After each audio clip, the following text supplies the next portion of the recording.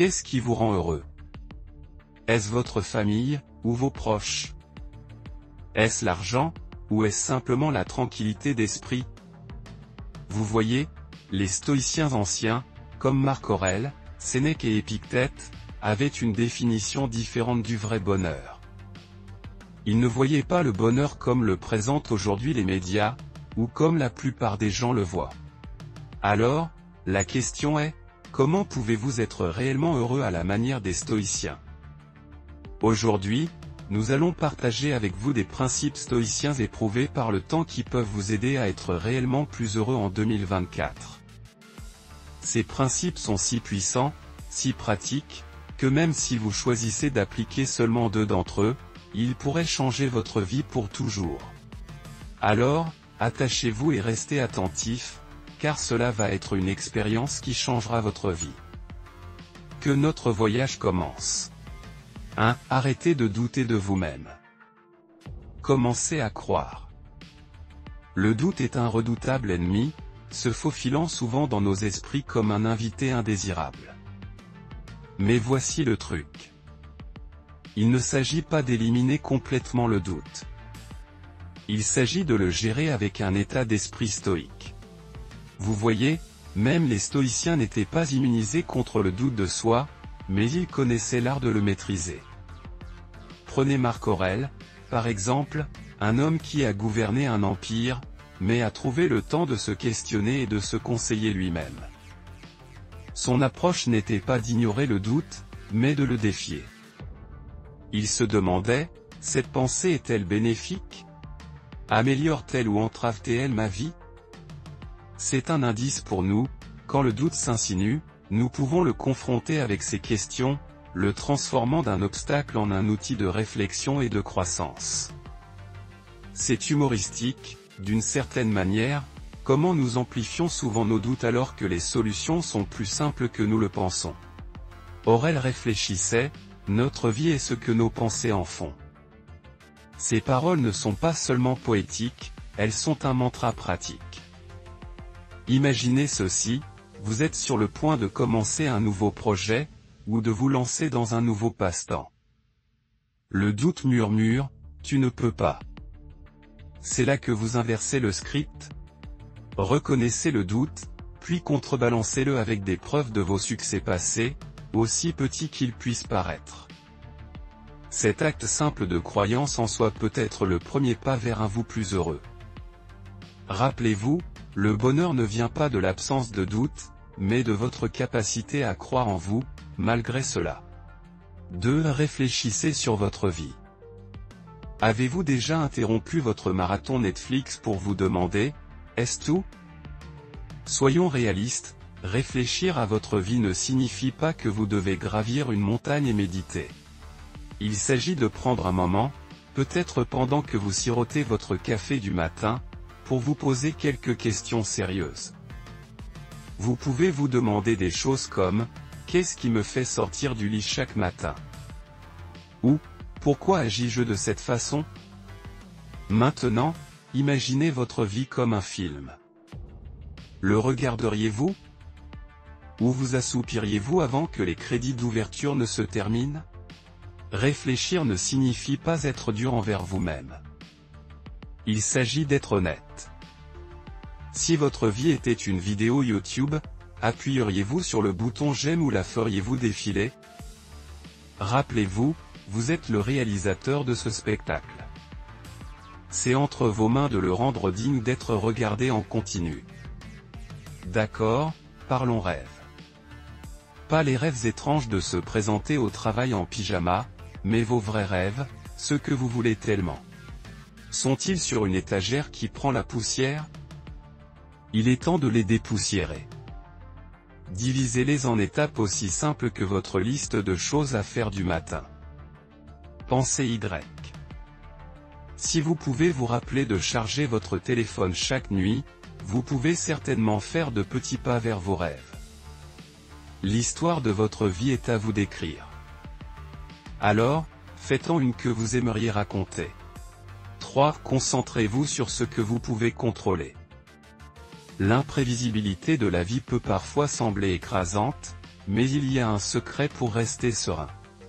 Concentrez-vous sur ce que vous pouvez contrôler. Tout comme lorsque vous jouez à un jeu vidéo, vous ne pouvez pas contrôler la conception des niveaux ou le comportement des autres joueurs.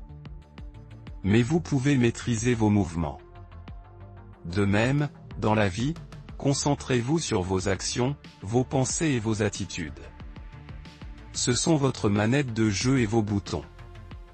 Utilisez-les judicieusement. Sénèque, un philosophe stoïcien bien connu, s'est retrouvé exilé. La plupart verraient l'exil comme une perte de contrôle, mais pas Sénèque. Il s'est tourné vers l'intérieur, se concentrant sur son écriture et ses pensées, cultivant son jardin intérieur. Ce n'était pas une retraite, mais une concentration stratégique sur ce qu'il pouvait contrôler. Ses écrits de cette période sont une démonstration du pouvoir de diriger son énergie là où cela compte le plus. C'est une leçon aussi pertinente aujourd'hui qu'elle l'était dans la Rome antique. Certaines choses sont sous notre contrôle et d'autres ne le sont pas. Cette citation, souvent attribuée à Épictète, encapsulait l'essence du stoïcisme. Épictète lui-même connaissait les limites de son contrôle et se concentrait plutôt sur sa vie intérieure, ses pensées et ses réponses. En adoptant cette philosophie, nous pouvons nous aussi devenir non seulement plus heureux, mais aussi plus contents et résilients, tout comme lui au milieu du chaos de la vie. Rappelez-vous, il ne s'agit pas de contrôler la tempête, mais d'apprendre à danser sous la pluie. 4. Soyez bienveillants envers les autres. Il y a un dicton célèbre, on récolte ce que l'on sème. Imaginez jeter un caillou dans un lac. Les ondes qu'il crée se propagent loin et large, atteignant des endroits où le caillou n'aurait jamais pu arriver. Voilà le pouvoir de faire du bien aux autres.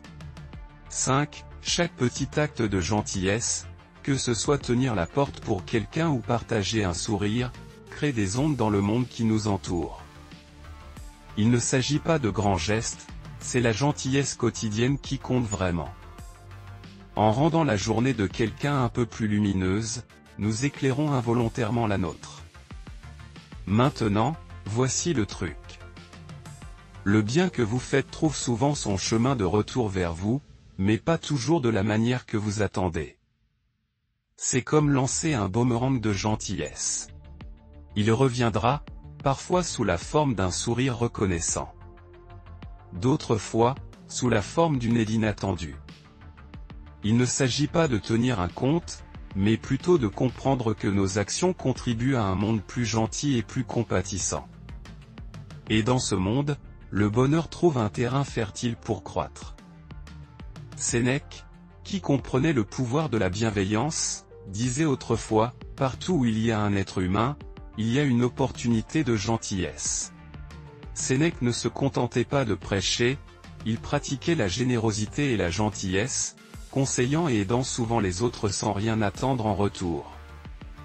Sa vie nous enseigne que le vrai bonheur ne vient pas de ce que nous acquérons, mais de ce que nous donnons. Entamons l'année 2024 avec des cœurs ouverts, prêts à répandre la gentillesse. Après tout, un acte de bonté est un pas vers une vie plus heureuse. Faites moins, mais mieux. Avez-vous déjà essayé de jongler? Commencez avec trop de balles et elles finissent toutes par terre. La vie est un peu comme ça. Essayer de tout faire mène souvent à peu d'accomplissement. La clé réside d'en faire moins, mais le faire mieux. Il ne s'agit pas de la quantité des tâches, mais de la qualité de votre engagement. Choisissez quelque chose qui vous tienne vraiment à cœur et donnez-leur tout votre cœur. Cette approche concentrée améliore non seulement vos compétences, mais apporte aussi un sentiment plus profond de satisfaction et d'accomplissement. Simplifier la vie ne signifie pas avoir moins, mais avoir plus de ce qui compte. Réduisez votre liste de choses à faire à l'essentiel, comme un sculpteur ciselant l'excès pour révéler une belle statue.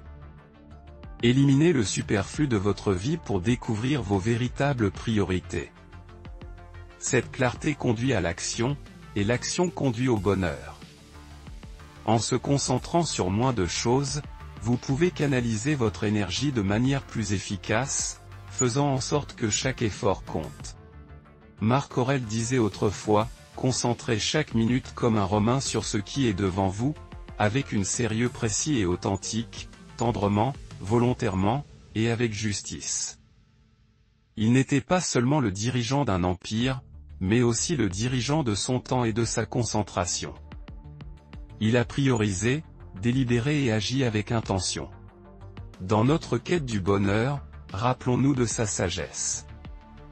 En nous concentrant sur faire moins mais le faire mieux, nous nous ouvrons à un monde d'excellence et de contentement.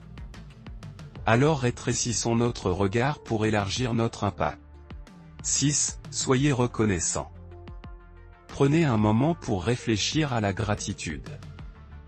Vous savez, c'est comme trouver un billet de 5 $ dans votre vieille veste. Il a toujours été là, mais au moment où vous le trouvez, votre journée devient un peu plus lumineuse. C'est ce que la gratitude fait à la vie. Il s'agit d'apprécier les petites choses, une tasse de café chaud, un SMS d'un ami, le coucher du soleil. Lorsque vous commencez à remarquer et à être reconnaissant pour ces moments, la vie devient soudainement plus riche. Il ne s'agit pas d'attendre que des grandes choses se produisent, mais de trouver de la joie dans l'ordinaire. Maintenant, comment faire de la gratitude une habitude ? C'est en réalité simple. Vous pourriez tenir un journal de gratitude. Chaque nuit, notez quelque chose pour lequel vous êtes reconnaissant ce jour-là. Cela pourrait être aussi simple que de savourer un moment de tranquillité, ou aussi grand que d'atteindre un objectif personnel. Cette pratique déplace votre attention de ce qui manque à ce qui est présent dans votre vie. Et croyez-moi, plus vous cherchez des choses pour lesquelles être reconnaissant, plus vous les trouvez. Épictète a déjà fait remarquer, c'est un homme sage qui ne pleure pas pour les choses qu'il n'a pas, mais se réjouit de celles qu'il a. Cet homme trouvait de la richesse dans sa vie simple et contrainte en se concentrant sur ce qu'il avait, pas sur ce qui lui manquait. Son message pour nous en 2024, adoptons la gratitude en reconnaissant et en chérissant l'abondance dans nos vies. Nous ouvrons ainsi la porte au bonheur et à la satisfaction. Il est important de se rappeler que ce n'est pas le bonheur qui apporte la gratitude, mais la gratitude qui apporte le bonheur. 7. Cessez de chercher l'approbation externe. A. La quête de l'approbation externe. C'est comme chasser une ombre qui nous échappe toujours. Le stoïcisme, une philosophie ancienne étonnamment pertinente dans nos vies, nous enseigne une leçon puissante ici. Tout d'abord, soyons réalistes. Tout le monde, à un moment donné, désire un pouce en l'air des autres. Mais voici le truc. Le stoïcisme nous pousse à inverser la situation. Il s'agit de chercher la validation en nous-mêmes, pas à l'extérieur. Imaginez votre valeur personnelle comme une forteresse. Pourquoi laisser quelqu'un d'autre détenir les clés? Maintenant, passons aux choses pratiques. Comment arrêter cette quête d'approbation? Commencez par reconnaître vos propres réalisations, peu importe leur taille. Avez-vous fait votre lit ce matin? C'est une victoire. Prenez un moment pour apprécier ces petites victoires. Elles s'accumulent, croyez-moi. C'est comme construire un muscle mental, où vous êtes à la fois l'entraîneur et le supporter. Et lorsque vous ressentez le besoin de pêcher des compliments ou des likes sur les réseaux sociaux, faites une pause. Demandez-vous, est-ce que je le fais pour moi, ou pour le gramme? Voici un petit secret stoïque. Votre avis est celui qui compte vraiment. Chaque jour, essayez de faire quelque chose qui vous rend fier. Non pas pour les applaudissements, mais pour votre propre sentiment d'accomplissement. Il s'agit de réorganiser notre cerveau pour rechercher la validation interne plutôt qu'externe. Pensez Y comme un désencombrement mental. Moins de concentration sur l'opinion des autres, plus d'espace pour votre propre croissance. Il ne s'agit pas de devenir indifférent aux autres, mais d'être fidèle à vous-même. Ce changement de mentalité n'est pas seulement libérateur, il est aussi émancipateur. 8. Défiez-vous. Imaginez que vous gravissez une montagne. C'est raide, difficile, et parfois vous vous demandez pourquoi vous avez même commencé. Mais voici la chose, chaque pas vers le haut de cette montagne vous rend plus fort, plus résilient.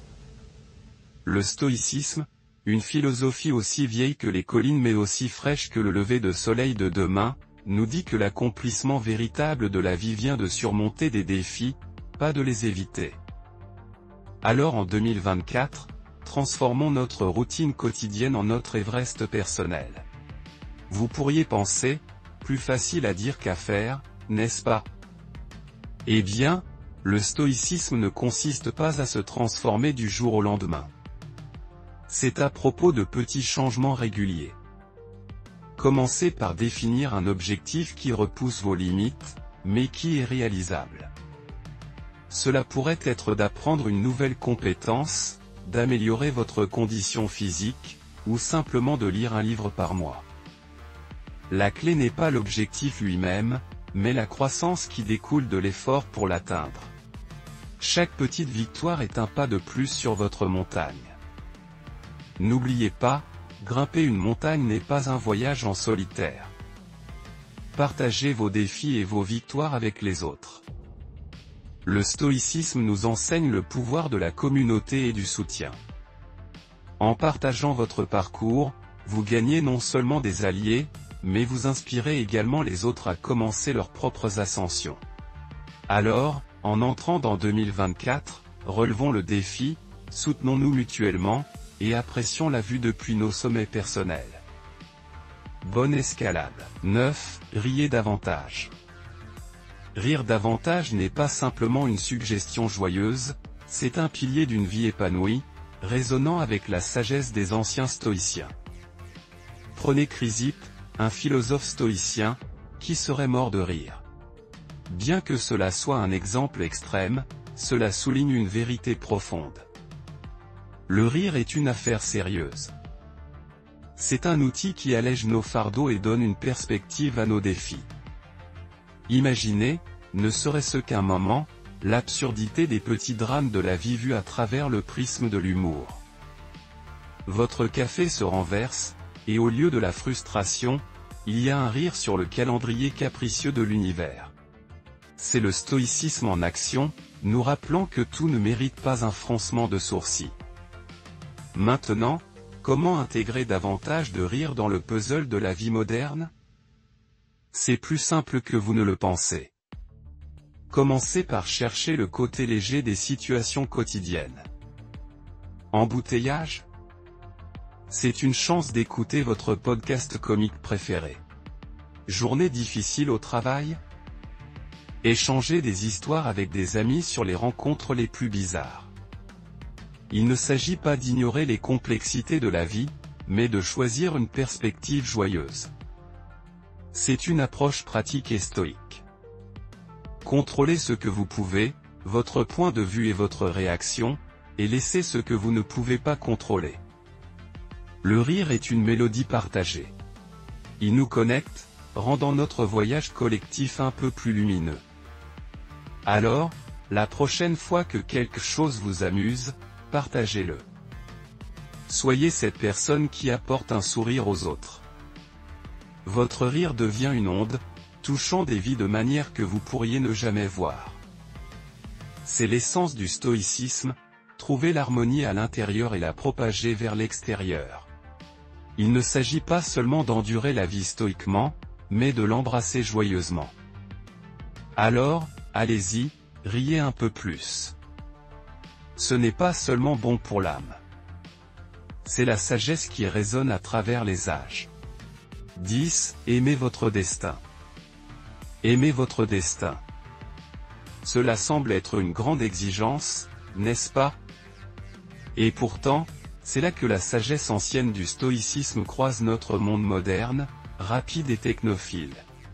Le stoïcisme ne consiste pas à refouler les émotions ou à endurer la douleur avec un front raide. Il s'agit d'embrasser tout ce que la vie vous réserve avec un esprit positif. Pensez Y comme surfer. Les vagues arriveront, grandes et petites, mais c'est votre habileté à les surfer qui compte, pas la taille de la vague. Alors, comment aimer votre destin? Dans un monde où votre destin peut inclure n'importe quoi, d'un Uber manqué à un email critique disparu dans l'abîme numérique, commencez par recadrer votre état d'esprit. Lorsque quelque chose ne va pas dans votre sens, voyez-le comme une opportunité de grandir. Avez-vous manqué cet Uber? C'est une chance de faire une marche rapide et de profiter de l'air frais. L'email a disparu? Il est temps d'améliorer vos compétences techniques. Il ne s'agit pas d'être aveuglément optimiste, mais de trouver le bon côté dans chaque nuage. Cette approche ne consiste pas seulement à tirer le meilleur parti d'une situation difficile, mais à transformer les défis en marche vers le succès. Marc Aurèle, philosophe stoïcien et empereur romain, a sagement noté que ce qui se dresse sur votre chemin devient le chemin. Cela signifie que les obstacles auxquels vous faites face peuvent ouvrir votre voie vers le succès. La prochaine fois que votre Wi-Fi défaille pendant un appel important, au lieu de vous énerver, prenez un moment pour apprécier le monde déconnecté. Peut-être engager une conversation avec quelqu'un à proximité. Ou noter ces idées créatives que vous avez repoussées. En essence, aimer votre destin consiste à embrasser la nature imprévisible de la vie avec agilité et grâce. C'est choisir de danser sous la pluie plutôt que d'attendre que l'orage passe. En entrant dans 2024, souvenez-vous, la vie ne vous arrive pas seulement, elle se déroule pour vous. Chaque torsion, tournant et chute est une invitation à devenir plus fort, plus sage et plus heureux. Alors, surfez sur ces vagues avec un sourire, et regardez comment votre monde se transforme. En concluant ce voyage à travers les principes du stoïcisme et notre quête d'une année 2024 plus heureuse, rappelez-vous, le pouvoir de façonner votre bonheur réside en vous. Comme l'enseignaient les anciens stoïciens, concentrez-vous sur ce qui est sous votre contrôle, abandonnez ce qui ne l'est pas, et embrassez le présent. La vie est pleine de rebondissements inattendus, mais avec une mentalité stoïque, vous êtes équipé pour les naviguer avec calme et sagesse. Si vous avez trouvé de la valeur dans nos discussions, veuillez appuyer sur le bouton j'aime, abonnez-vous pour plus d'informations, et n'oubliez pas de sonner la cloche de notification pour rester informé. Chaque pas que vous faites vers la compréhension du stoïcisme vous rapproche d'une vie plus sereine et épanouissante. Voici pour un vous plus radieux et plus heureux en 2024.